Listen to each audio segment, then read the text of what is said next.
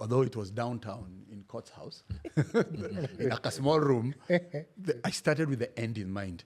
I kept asking myself when I went into business, can this be a 1 billion Kenya shillings business then? 1 billion was a lot of money 25 years ago. Bootstrapping, raising capital. I raised money from friends and family. Please note, I entered an industry that was unregulated. It was in the insurance space, but the category, health insurance, was unregulated. Previously, there were companies called HMOs that came and left. A lot of white people led. That was also another challenge that I was competing with CEOs that were white, and they were able to penetrate in places that I could not get into.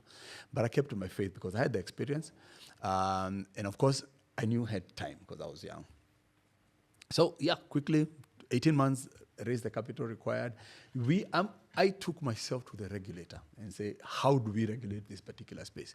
It's a very weird position to be that industry is now fully regulated, but me and 2 other people went and said, look, we want to get regulated because being regulated helped confidence. When you're doing a service business, it's about you and what people perceive of your brand. So within 4 years, I knew this was the right business. We had broken even. My partners could see value. Fortunately, 2 of the investors in my business were also insurers. So they were not only mentoring me in the space, but they could see the journey. An industry where it wasn't profitable, so you are growing to sell. So you already know that you're growing this business to create a brand, have a customer base, but eventually you'll exit. 6 years after running it, back in the market raising money. Because you want to grow. And that time you just want to grow in Kenya. Open a branch, get out from like a small space in city center to get your own space. To opening a branch in Nakuru, Uganda, Kisumu, Mombasa. And then one of the errors that I made, I was so focused on beating for my employer that even when we became bigger, I surpassed it. And it was a very narrow vision at that particular time.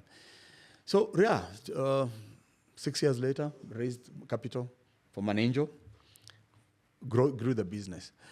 Again, still in Kenya. In 2008, decided to get out of Kenya into other markets. And my reasons were valid at that particular moment.